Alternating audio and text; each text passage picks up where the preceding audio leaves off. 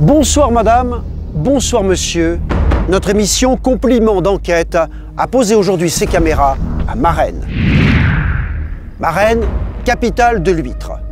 La ville, la commune sont-elles aussi fermées que le fameux coquillage? Rien n'est moins sûr. Une commune, un projet, quel avenir? Et je vous invite à nous suivre maintenant à travers une série de reportages, de témoignages et d'enquêtes, sommaire de notre émission. Le maire, dit-on, ne fait pas de quartier. Eh bien si, justement, et la chose n'est pas commune quand on y pense. Un nouveau quartier pour la ville, impôt pour le venu plutôt qu'impôt sur le revenu, les nouveaux arrivants ne reviennent pas. Nous allons fêter les 200 ans de son arrivée à Marennes, 1818. Quoi de vieux dans la commune? Rien. La maison de retraite est neuve. Nous verrons comment ceux qui ont une santé de fer, au cours d'un repassage, vous montreront que les vieux ne jeûnent pas et qu'à Marennes, à la retraite, on est toujours d'attaque. Faut pas arrêter. Si vous êtes devant la télé, vous êtes foutus. Quoi de neuf à la médiathèque, dont le bâtiment est un des temples de la culture marennaise? Nous avons, et je vous le livre, cédé à la tentation d'y aller pour y interroger l'élu.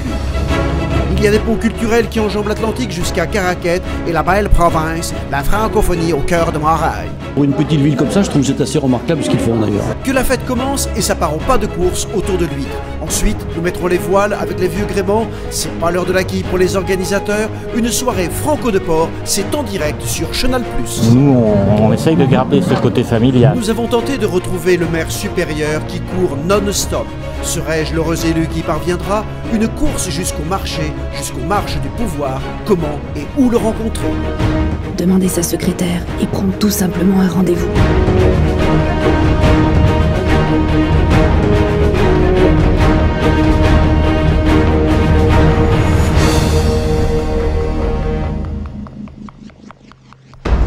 Arriver à Marennes est un nouveau départ pour les arrivants. Attention au départ, la visite commence, suivez le guide. Les élus tiennent à recevoir comme il se doit ceux qui ont choisi de désormais vivre au cœur de ce bassin. Cette pérégrination emmènera tout ce joli monde à la découverte de la petite et grande histoire de la commune. Mais au juste, pourquoi vient-on à Marennes?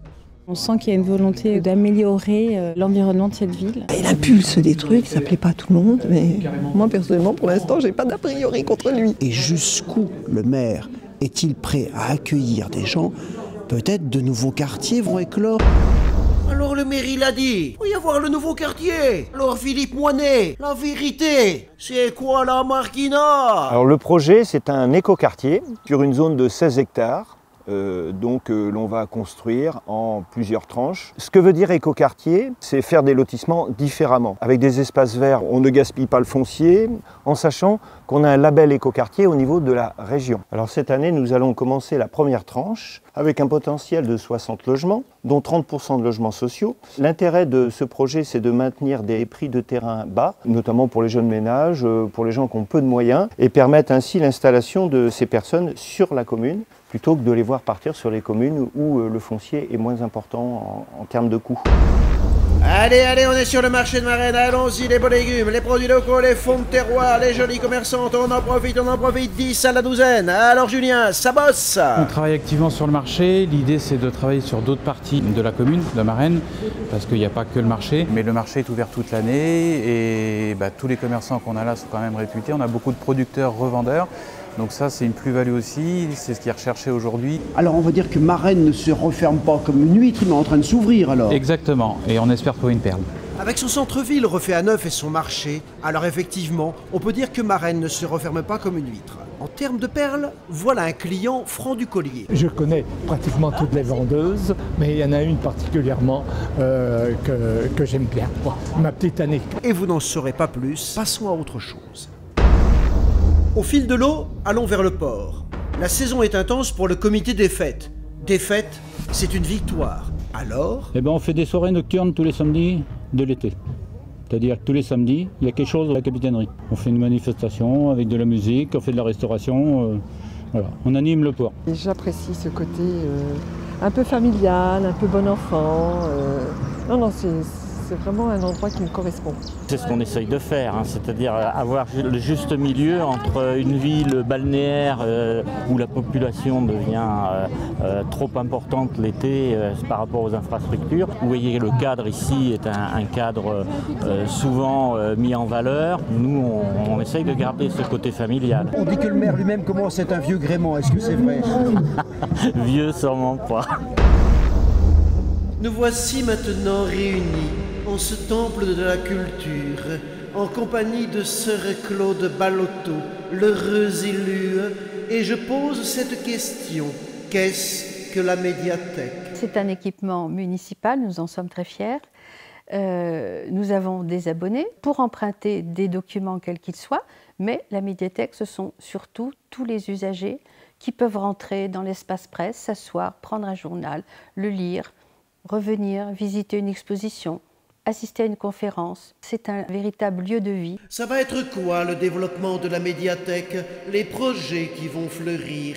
L'équipe très dynamique de la médiathèque de Marennes organise à la fois des expositions, des conférences, des concerts. Et ce qui me tient énormément à cœur, c'est l'action culturelle vers les jeunes publics, qu'ils soient à l'école maternelle, à l'école élémentaire, au collège. Est-ce qu'il y a des ponts qui se font entre Marennes et la région proche? Nous avons de l'action culturelle théâtre, tout près de chez nous, à Rochefort. Nous avons un partenariat avec le Théâtre de la Coupe d'Or. Donc ce partenariat repose sur la programmation à Marennes de 4 spectacles. Ce qui est intéressant pour nous, c'est qu'il y a un véritable travail sur le territoire, à la fois travail d'action culturelle auprès des jeunes dans le cadre de ces spectacles et aussi un échange de public. C'est depuis Marennes, qui est quand même à l'ouest de la France, qu'on va souhaiter à tous de voir ce spectacle de Sébastien Marx, qui est venu d'outre-Atlantique dans le cadre de la francophonie et de la langue française, de la promotion qui est faite par la ville de Marennes, ma foi, qui est associée à Caraquette. Et c'est une bonne affaire. Je trouve que c'est très bien qu'on puisse organiser ce type d'événement dans une petite commune. J'ai trouvé ça très original parce que je crois que c'était la première fois que j'entendais une commune s'investir autant, et en tout cas lier francophonie et attractivité du territoire, et je trouve que c'est plutôt très intelligent. Donc il y a des aspects économiques, il y a des aspects culturels, j'imagine qu'il y a aussi des aspects sociaux. Donc non, je trouve que c'est une très, très bonne initiative. J'ai trouvé tout à fait enrichissant de la part des organisateurs, de la mairie, qu'ils aient osé, ils ne s'étaient pas joués d'avance, d'aborder ces questions-là. Les anciens se sont réunis au cours d'un repas festif et convivial sous le patronage des plus hautes autorités locales en cette fin d'année 2018 à la salle polyvalente. Le repas sera excellent comme il se doit et les anciens ont su donner de sages conseils. Il faudrait qu'on mette comme un ralentisseur, vous savez, juste après la ferme de... Je ne vous mettrai pas un ralentisseur rue des Rosées parce que si on a Comment devient-on ancien Marennes? Expliquez-moi ça. Du moment que vous restez à Marennes constamment, vous vivez à Marennes. Maintenant, j'ai pas d'autre solution, moi, je sais pas. J'ai une petite femme qui a 30 ans de moins que moi, c'est peut-être ça qui me donne... On comprend bien que chacun a sa combine. La solution, c'est aussi de garder du lien, ce qui est attachant, mélanger les genres et les générations, comme à l'hôpital et la maison de retraite de Marennes, flambant neuf. Ce qui nous intéressait, c'était d'enlever le clivage du vieux en maison de retraite. Que ce soit juste une location et qu'on vienne ici, qu'on fasse des échanges. Et c'est ce qui fonctionne. S'il y avait quelque chose, je l'aurais dit carrément. Ils ont beaucoup de plaisir à revoir les jeunes, quoi. Ça leur donne, je pense, beaucoup de positif, de joie. Un moment d'échange, de passer avec eux, c'est très bien. Il n'y a pas de ralentisseur pour le moment, il n'y a que une chicane que vous avez fait là. Ben oui, mais c'est pour que ça ralentisse. Est-ce qu'il est là? Qui il? Eh ben lui, le maire. Est-ce qu'il est facile à rencontrer ou est-ce qu'il se cache par là? C'est pas évident de le trouver le maire? Non, c'est pas évident. Certains disent qu'il est inaccessible. Est-ce que c'est vrai ça? Il est très accessible. On peut le trouver ici? Ah bah bien sûr. Monsieur le maire. Depuis le début de ce film, nous cherchons à rencontrer Monsieur le maire. Comment faire? Voilà la question. Vais-je réussir? Qui pourra me dire où il est? C'est pas gagné. Quoique. Si vous le cherchez, vous allez le trouver. Ça fait une semaine qu'il tourne dans les bureaux. Il vient tous les jours.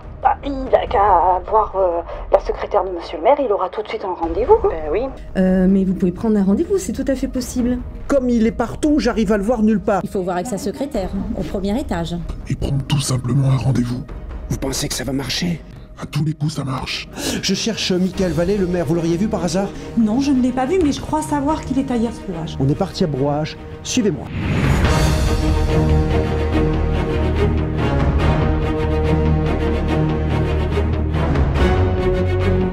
Pourquoi est-ce que le maire Michael Vallée serait ici? Eh bien écoutez, de toute façon, moi je suis le maire Jean-Marie Petit, de la commune de Hiersbrouage. On va fusionner nos deux communes. Alors pourquoi fusionnez-vous? Parce que l'union fait la force, tout simplement. Où est-ce que je le trouve maintenant? Et normalement, il doit être à la Cayenne de Marennes, sur sa commune. Voilà.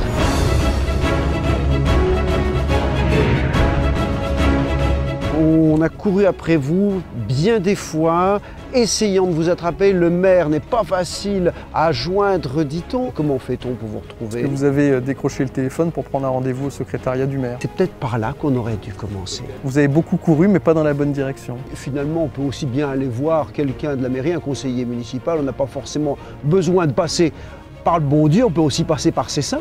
L'image dans toutes les collectivités que le maire décide et décide tout seul, bien loin de ça. Le maire, il n'est jamais que celui qui met en musique et puis qui tranche quand il faut trancher. Mais s'il n'y avait pas l'équipe, il n'y aurait pas le quart de la moitié du commencement de tous les projets que vous voyez là. Est-ce que la vie à Marennes est un long fleuve tranquille? La vie à Marennes est un long fleuve tranquille dans la mesure où c'est ce qu'on cherche à amener à la fois aux habitants, ce qu'ils cherchent eux-mêmes à amener à leur commune, à savoir une douceur de vivre, un bien-être, mais aussi du dynamisme, de l'investissement, du rythme de la vie de tous les jours. On est rythmé par les marées, on est rythmé aussi par nos projets.